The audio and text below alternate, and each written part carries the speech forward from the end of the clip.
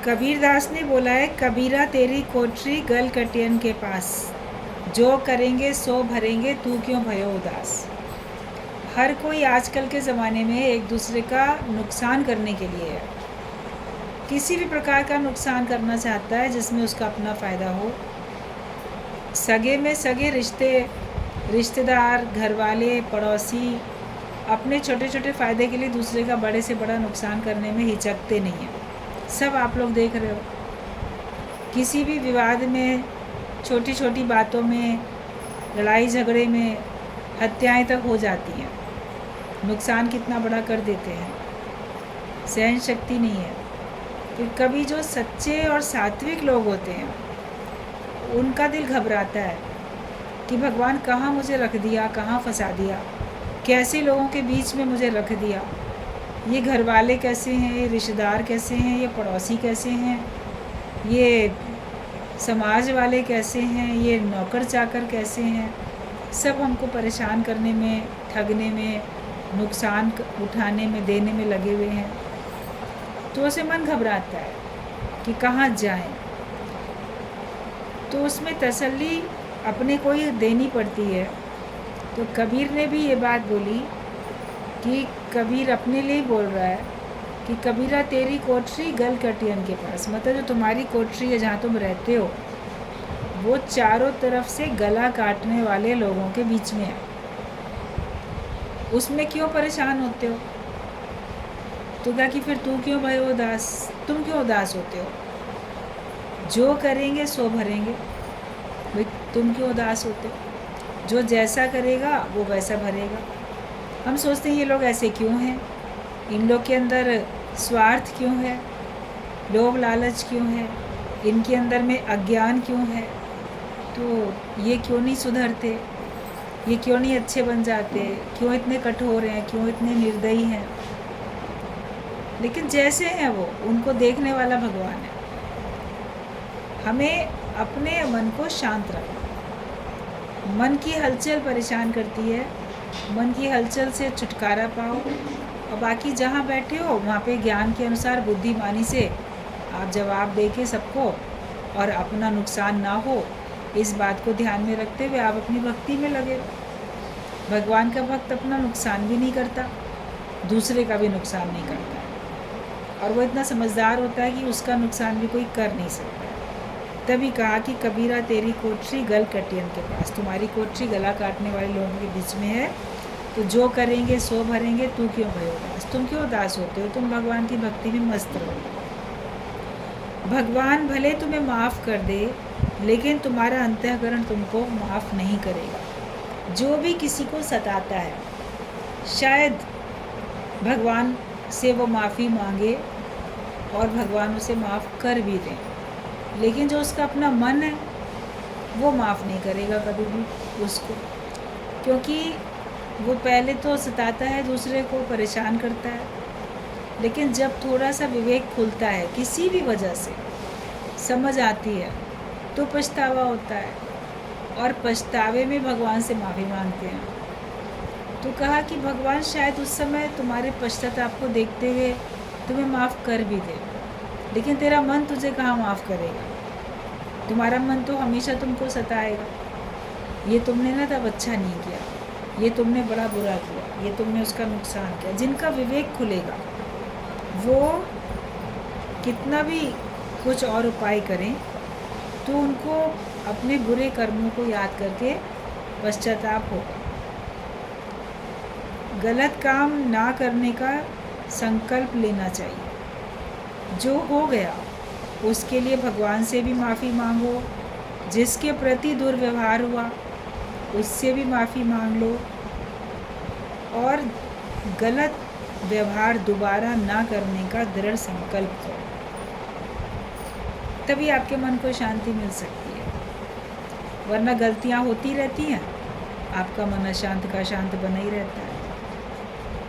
जो तो को कांटे बोए ताहे बोए तू फूल, जो तुम्हारे रास्ते में कांटे भी बिछाता है, नुकसान करता है, लेकिन तुम सात्विक हो, तुम ज्ञानवान हो, तो तुम उसके लिए फिर भी फूल ही दो। तुम्हें कांटे देने की ज़रूरत नहीं है, तुम्हारे पास फूल है ना, तो तुम फूल दो। तुम्हारे पास कांटे हैं क्या जो तुम कांटे दे रहे हो? तुम्हारे पास बुराइयाँ अवगुण हैं क्या जो तुम दूसरे को अवगुण बुराइयाँ देते हो? तुम्हारे पास तो सद्गुण होंगे, ज्ञान होगा, तुम तो सबको ज्ञान के अनुसार ही जवाब दोगे। तो जो तुम्हारे लिए कांटे भी बोता है, उसके लिए भी गुरु का कहना होता है कि तुम उसको भी फूल ही दो। तो को फूल के फूल हैं, वाको है त्रिशूल। भाई तुम्हारे लिए तो फूल ही रहेंगे ना, जो तुम दोगे वही तो तुम 10 गुना पाओगे।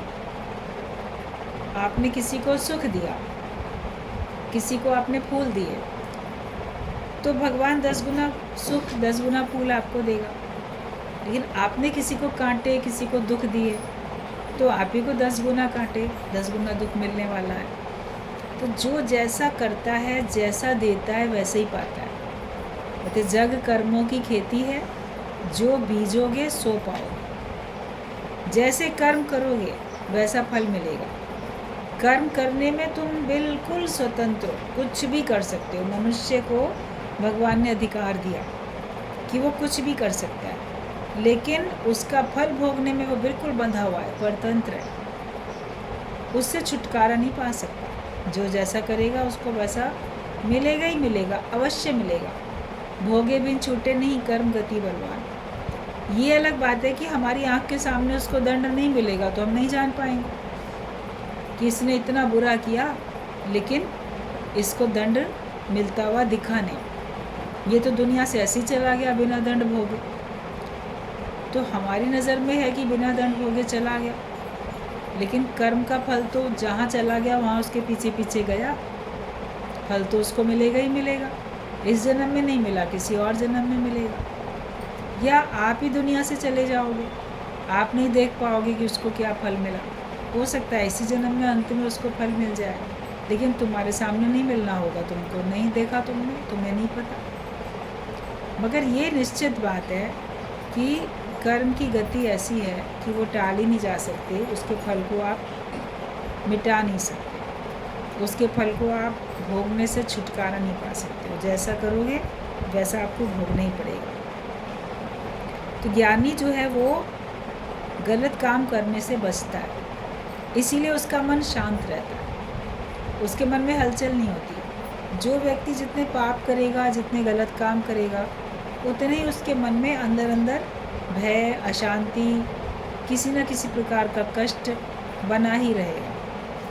लगेगा कि हाँ ये बड़ा सुखी है, मगर अंदर ही अंदर वो किसी न किसी आग में जल रहा है। बिना आग जले संसार। कोई ईर्ष्या की अग्नि में, कोई द्वेष की अग्नि में, कोई क्रोध की अग्नि में, कोई किस अग्नि में, विकारों की अग्नि में व्यक्ति जलता ही रहता है। और ज्ञानवान शांत शीतल होकर रहता है, वो तो नहीं जलता है, उसका मन हमेशा शांत रहता है। अगर आपका मन शांत है, आपका मन रिलैक्स है, तो आप ज्ञानी हो। लेकिन उलझन है तो अपने को जीव मान रखा है, इसीलिए उलझन है। तुमसे नहीं सुलझती तुम्हारी समस्या, भगवान को सौंप दो कि भगवान मैं तुम्हारा हूँ और मेरी सारी समस्याएं भी तुम्हारी हैं। इसलिए अब इन समस्याओं के बारे में तुम्हें सोचना है। मैंने छुटकारा पाया, नैया छोड़ी आप हवाले, तुम्हारे हवाले नाव छोड़ दी। अब तुम संभालो ना संभालो तुम्हारी मर्जी है। आपके पास कोई मकान था, आपने किसी को बेच दिया, अब उस मकान की वो रिपेयर कराए या ना कराए वो उसकी मर्ज़ी है। उसको 1 मंजिल का 4 मंजिल बना ले, या 2 मंजिल का था तोड़ के 1 मंजिल बना ले, उसकी अपनी मर्ज़ी है ना। आप तो बेच चुके, तो अपना जीवन भगवान को सौंप चुके। अब भगवान की मर्ज़ी है, वो चाहे इसको जैसा बनाए। भगवान का भक्त तो सौंप के निश्चिंत होता है। जैसा भी चाहे तो जीवन ये हमारा कर दो, जैसा चाहो हमारा जीवन कर दो भगवान, हम तो उसमें खुश हैं। जहाँ रखोगे, जैसे रखोगे, हम खुश रहेंगे।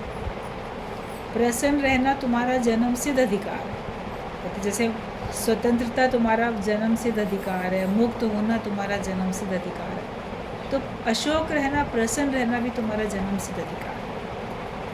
इसलिए अपना जो जन्म सिद्ध अधिकार है, मनुष्य का अधिकार है, उस अधिकार को तो लो, प्रसन्न तो रहो। किसी को सताओ कभी भी नहीं। एक लोहार के पास ज्ञानी गया, उसने वहाँ भी सीखा कि जो सहन करता है वो बना रहता है, जो प्रहार करता है वो टूट जाता है। ज्ञानी गया लोहार के पास, थोड़ी देर वहाँ बैठा तो क्या देखता है कि टूटे हुए कुछ हथौड़े इधर उधर पड़े हुए थे, 2-4, और ज़मीन में लगी रहती है लोहे की एक प्लेट बड़ी सी, ऐसे न्यायी कि उस लोहे के ऊपर रख के दूसरे लोहे को कूटा पीटा जाता है, उसका शेप देते हैं, बनाते हैं। ऐसे अगर लोहे को आपको तोड़ना है या किसी और चीज़ को तोड़ना है तो उसके ऊपर आप हथौड़ा ज़मीन में रख के मारोगे तो वो तो ज़मीन में धंस जाएगा, टूटेगा थोड़ी। लेकिन इसीलिए पहले लोहे की एक बड़ी चादर ज़मीन में ही बिछा देते हैं, और जैसे बड़ी सी कढ़ाई टाइप की ऐसे बिछा देते हैं बड़ा सा, और फिर उसके ऊपर दूसरा लोहा रख के फिर हथौड़े से उसको तोड़ते हैं या शेप देते हैं, औजार बनाते हैं। तो उसने कहा ये इतने सारे टूटे हुए हैं तुम्हारे? बोला हाँ, ये तो हथौड़े हैं, ये तो समय समय पर टूट ही जाते हैं। बोला लेकिन ये कितनी बार बदली तुमने, जो ये नीचे रखी हुई थी न्यायी जो प्लेट थी? बोला ये तो सालों साल से चल रही, तो एक बार भी नहीं टूटी। हथौड़े टूट गए कई, लेकिन ये एक बार भी नहीं टूटी है, ये जस की तस वैसे ही है। तो ज्ञानी सोच में पड़ गया कि हथौड़े क्यों टूट गए, ये क्यों नहीं टूटी, ये भी लोहे की वो भी लोहे का। तो उसके अंदर विचार आया कि हथौड़ा ना प्रहार करता है, तोड़ता है, और ये नीचे है, ये सहती है। तो जो सहती है वो मजबूत बन गई है, और जो प्रहार करता है वो दूसरे को तोड़ने वाला एक दिन खुद भी टूट गया। तो उसने कहा कि वास्तव में जो सहेगा वो मजबूत बना रहेगा, उसको परिस्थितियाँ तोड़ नहीं सकती हैं, उसको कोई व्यक्ति भी नहीं तोड़ सकता, क्योंकि वो अपने आप में मजबूत बनता है। जितना आप सहते हो वो तपस्या हो जाती है हमारी, तो तप करता है व्यक्ति, वो मजबूत बन जाता है। जितना आपने सहा होगा ना, कष्ट सहे, अपमान सहा, कुछ और गरीबी सही, और बहुत सारी बातें आपने सही, तो सह के आप देखोगे आपका दिल कितना मजबूत बन गया। मौसम को भी जो लोग सह लेते हैं तो वो जल्दी बीमार नहीं पड़ते, और जो इतने नाजुक होते हैं तो नहीं सह पाते। ज़रा सी सर्दी बढ़ेगी बीमार पड़ेंगे, ज़रा गर्मी बढ़ेगी बीमार पड़ेंगे, ज़रा पानी में भीग गए बीमार पड़ेंगे, क्योंकि वो उनको सहन, बाहर का मौसम भी नहीं सहना उनको आदत है। और मन भी कमज़ोर पड़ता है, दुखी होता है, क्योंकि वो मान अपमान को, लाभ हानि को, दुख सुख को नहीं सह पाते हैं। ज्ञानी सभी द्वंद्वी जोड़ों को सह पाता है, यही उसकी तपस्या है, और जिसके कारण से वो मजबूत बन जाता है। तो उसने कहा ये मेरे को शिक्षा मिल गई कि जो दूसरे को चोट लगाएगा, प्रहार करेगा, वो तो एक दिन टूटेगा, लेकिन जो सहेगा वो नहीं टूटेगा, वो काफ़ी समय तक मजबूत बना रहेगा। तो हमारे अंदर में भी सहनशीलता होनी चाहिए, जिससे कि हमको कोई तोड़ ना सके, और हम मजबूती से अपना जिस कार्य के लिए आए हैं वो कार्य फिर हम कर सकें। तो हर बात से ज्ञानी भी सीखता है।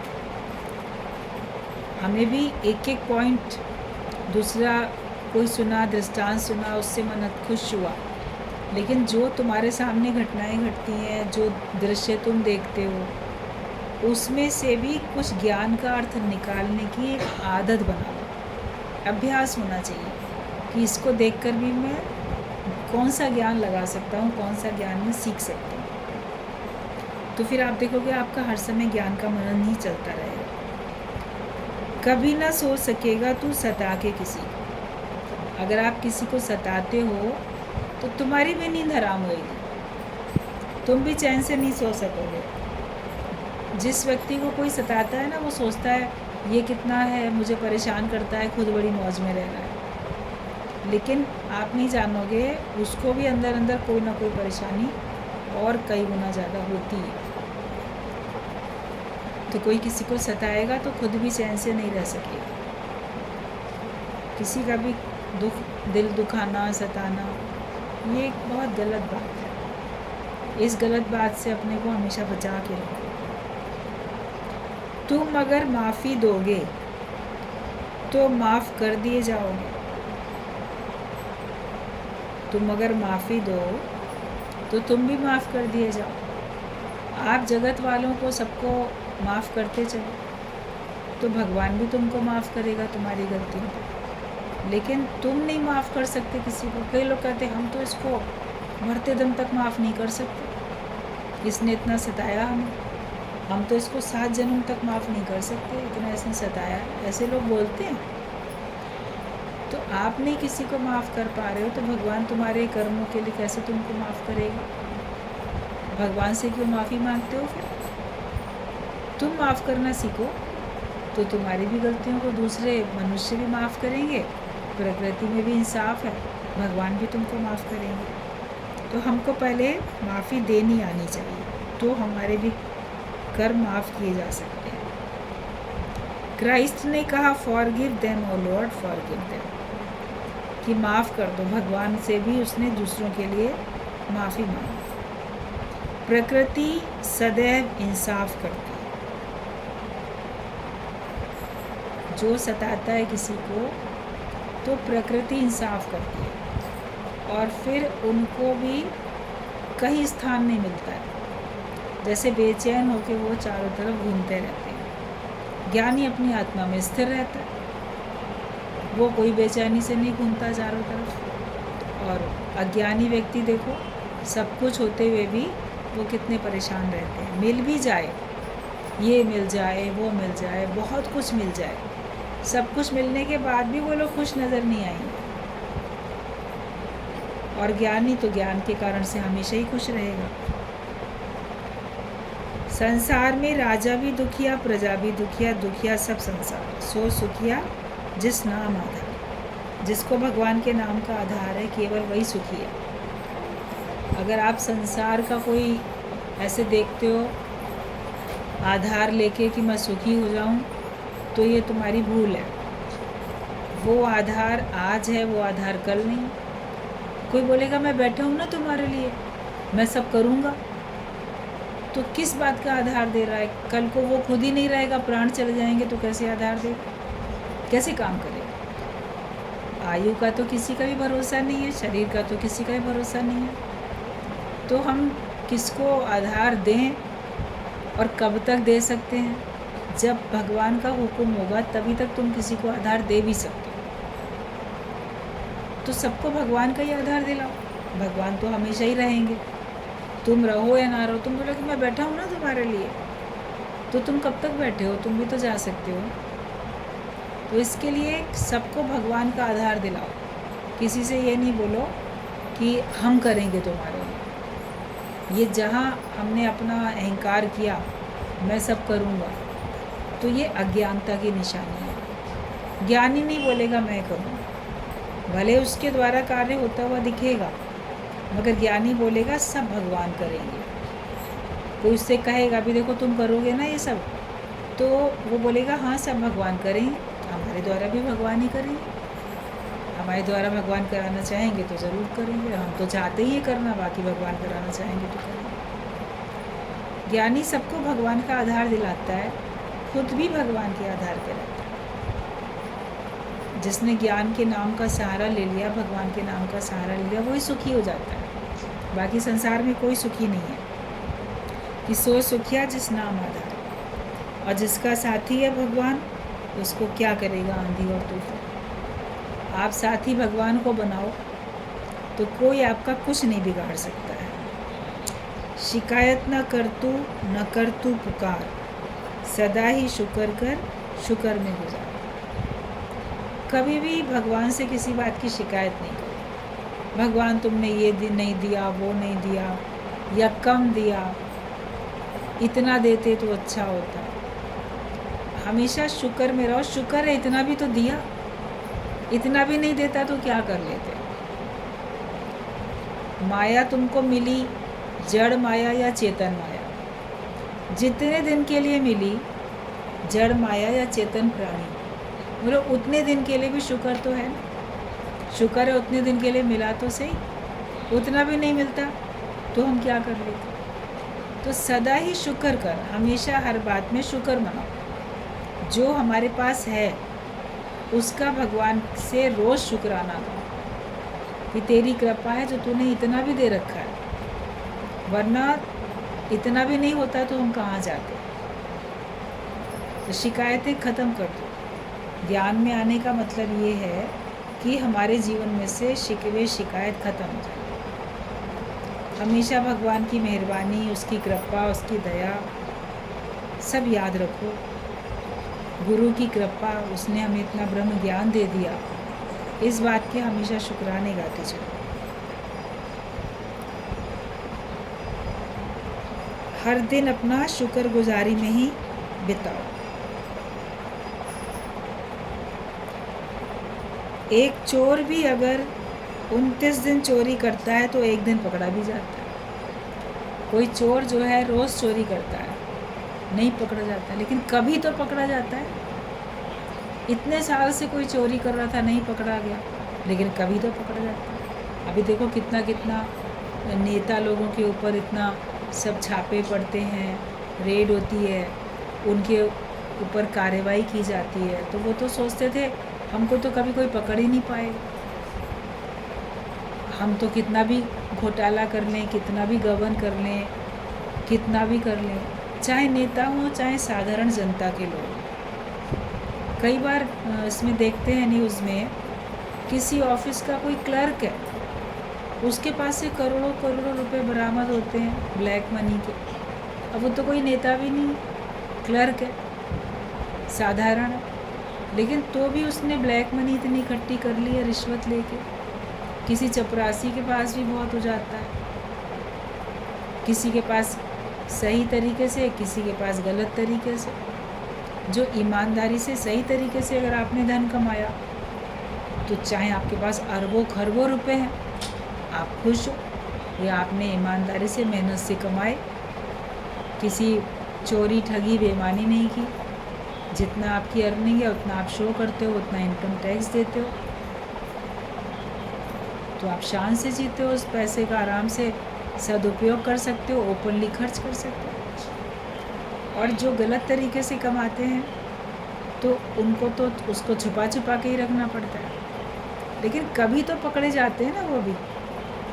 तब तो इतना पेपर में, टीवी में आप लोग देखते हो, नोट गिनने की मशीन लाके उसके घर से नोट गिने जा रहे हैं, पता नहीं कितने किलो सोने निकल आए, कितने किलो चांदी निकल आई, कितने करोड़ रुपए निकल आए।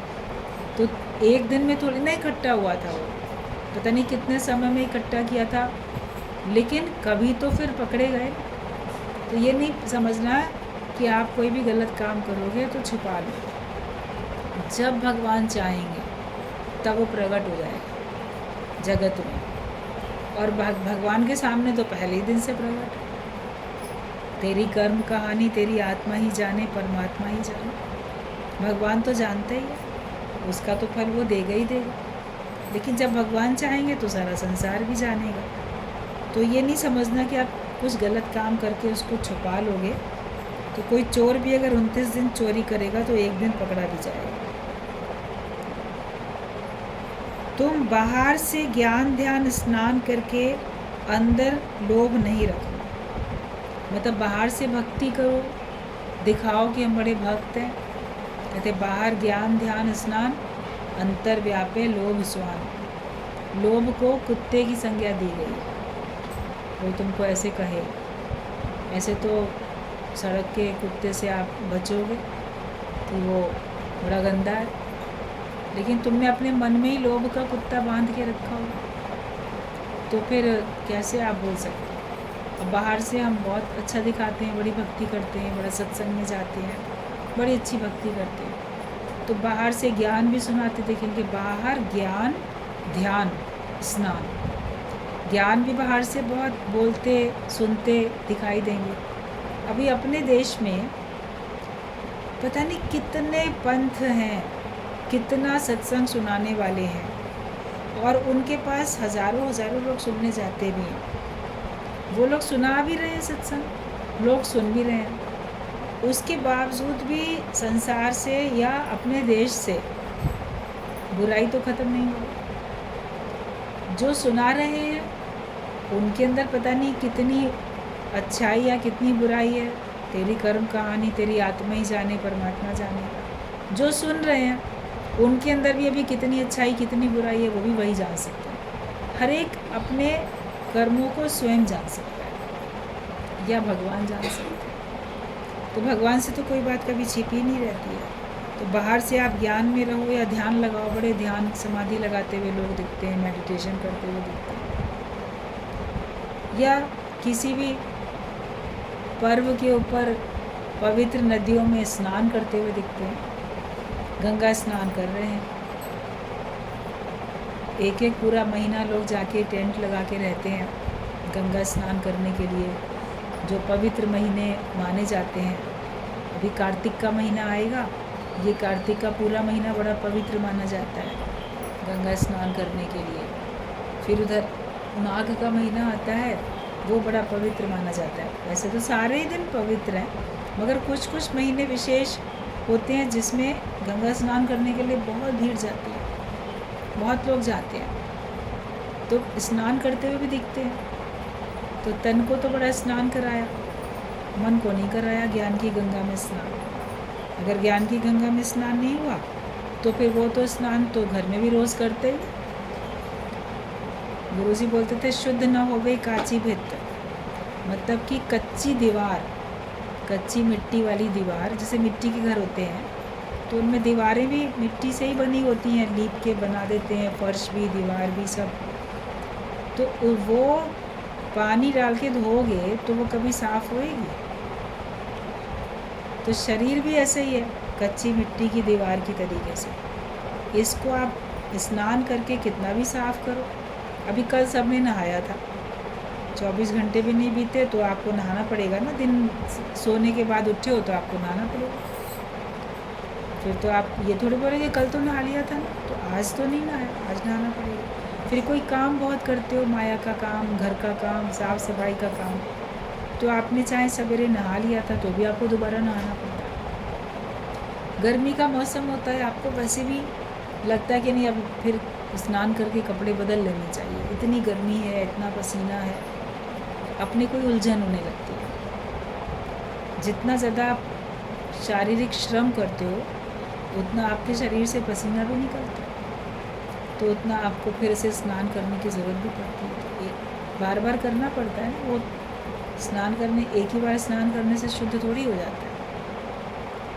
मन को तो ज्ञान की गंगा में मन को भी रोज़ स्नान कराते हैं, लेकिन मन जब शुद्ध हो जाता है तो फिर वो शुद्ध हो ही जाता है, फिर वापस मन अशुद्ध नहीं बनता है। एक बार राम तीर्थ को किसी ने कहा कि ध्यान तो लगाना चाहिए, समाधि लगानी चाहिए, या अभ्यास तो हमें रोज़ करना ही पड़ेगा। जब तक रोज़ का अभ्यास नहीं करेंगे तब तक हमारा मन शुद्ध कैसे होगा। वे लोटे को भी रोज़ मांजना पड़ता है, जिस लोटे से हम जल सूर्य को अर्पण करते हैं या स्नान करते हैं या पानी पीने के लिए रखते हैं, तो उस लोटे को भी तो रोज़ मांजना पड़ता है, तभी चमकता है। पहले ज़माने में पीतल वगैरह के बर्तन होते थे, उनको तो और रगड़ के चमकाना पड़ता था। तो रामतीर्थ ने कहा कि ठीक बात है, पीतल का लोटा है, उसको तो तुम्हें चमकाना पड़ेगा, रोज़ मांजना पड़ेगा। लेकिन अगर सोने का बना हुआ लोटा है तब उसे रोज़ तुम्हें चमकाना पड़ेगा, वो तो चमकता ही रहेगा। आप देखो बाकी जो धातुएं होती हैं उनको चमकाना पड़ता है, मगर गोल्ड तो आप ऐसे भी रोज़ देखते हो तो भी वो उसमें कोई फ़र्क नहीं पड़ता, वो तो आपको चमकता ही रहता है। अपने हाथों में कानों में सब पहना हुआ है मान लो, तो रोज़ उसको उतार के रोज़ चमकाते थोड़ी हो, डेली उसको पानी में डाल के कोई साफ़ करके थोड़ी पहनते हो। कभी कभी पहन लेते हैं, बहुत साल से होता है गंदा तो पहन लेते हैं, साफ़ भी कर लेते हैं, मगर उसको फिर रोज़ चमकाने की तो आवश्यकता नहीं पड़ती है। तो ऐसे ही ज्ञान से हमारा मन सोने के लोटे की तरह बन जाता है। फिर हमें रोज़ हमको ध्यान लगाने की, समाधि लगाने की, रोज़ अभ्यास करने की ज़रूरत नहीं पड़ती है, क्योंकि मन में विकार आते ही नहीं, मन में अशुद्धि आती ही नहीं। इसलिए उसको रोज़ हमें ध्यान से या अभ्यास से, किसी साधन से उसको सही करने की ज़रूरत नहीं पड़ती। आप उस ब्रह्म स्वरूप में अगर टिक जाते हो तो उसके बाद आपको कोई साधन नहीं करना पड़ता। आए शुरू में साधन करना पड़ता है, तो चतुष्ट साधन पलंग बिछाया, शांति का बिस्तर बिछा दिया, चतुष्ट साधन पलंग, 4 प्रकार के साधन करने पड़ते हैं।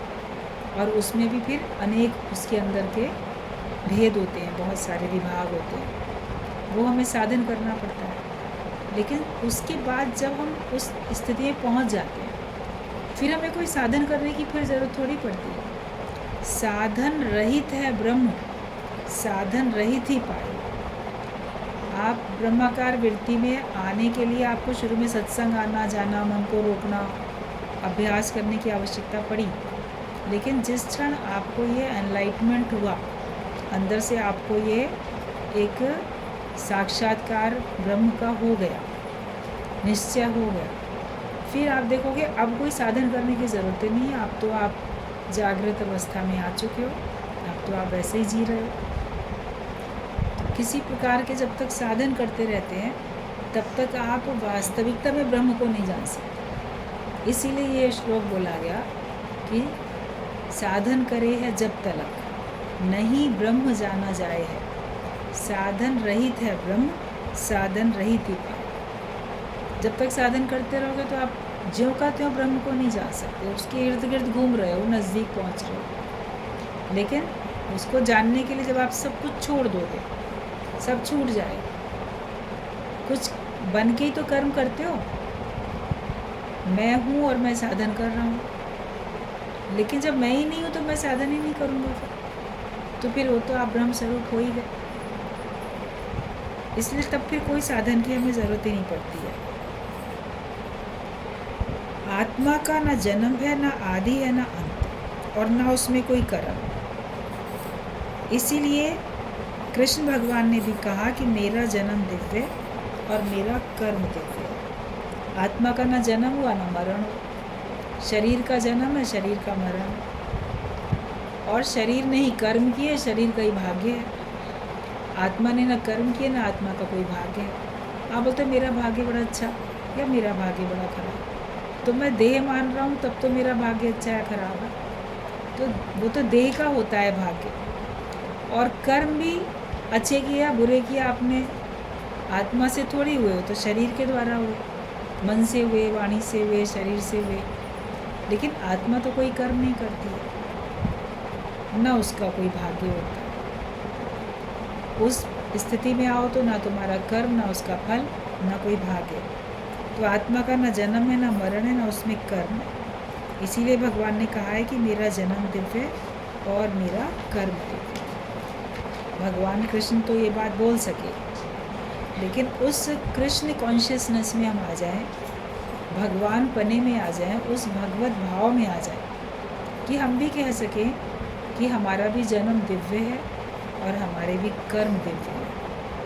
मतलब कि वो कर्म ऐसे हैं जो अनुकरणीय हैं, उनको हम दूसरे को दिखा के दूसरा उस पर चल सकता है, उसका अनुकरण, उसको एज इट इज़ आदर्श मान के कोई कॉपी कर सकता है, जिससे उसका भी भला हो।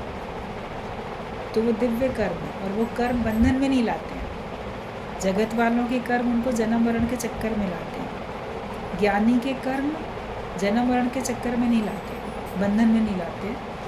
वो तो उसके कर्म दिव्य होते हैं, वो तो उसको भगवान से मिला के एक कर देते हैं। ऐसे ज्ञानी का जो जन्म है वो भी दिव्य होता है, वो दूसरे को भी दिव्यता प्रदान करने के लिए होता है। आज अगर शरीर रूप से अवतार ना आए, शरीर रूप से ज्ञानी ना हो, तो दूसरों का कल्याण कैसे होगा, दूसरों का उद्धार कैसे होगा। इसीलिए संत जगत में आते हैं जग तारण के लिए, जगत को तारने के लिए आते हैं। तो उनका जन्म कर्मों के फल भोगने के लिए नहीं होता, लेकिन उनका जो शरीर धारण करना होता है वो दूसरे को ज्ञानवान बनाने के लिए होता है। इसलिए उनका जन्म भी दिव्य माना जाता है। वो खुद भी दिव्यता से भरे हुए होते हैं और दूसरे को भी वही दिव्यता प्रदान करने के लिए ज्ञान देते रहते हैं।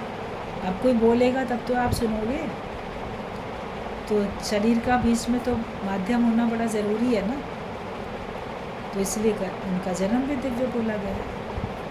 आप अपने जन्म को अब दिव्य बना सकते हो कि अब आपके जन्म से किसी को दिव्यता मिले, आपको भी मिले, और जगत के काम हमसे छूट जाए, माया के काम हमसे छूट गए, हमसे केवल भगवान का काम, केवल ज्ञान का काम होता है। इसी कारण से अब देह धारण जो है आगे हम किए हुए हैं। भगवान ने क्यों भी और बचा के रखा है कि ताकि हम भक्ति भी कर सकें, खुद भी आप जपें और नाम जपाएं, दूसरे को भी भक्ति करा सकें, खुद मुक्ति का आनंद लें, दूसरे को भी हम मुक्ति का आनंद दिला सकें। तो हर एक अपने जन्म को दिव्य बनाए और हर एक अपने कर्म को भी दिव्य बनाए, तब उस भगवत भाव में आके उसका योग पूरा का पूरा लगेगा।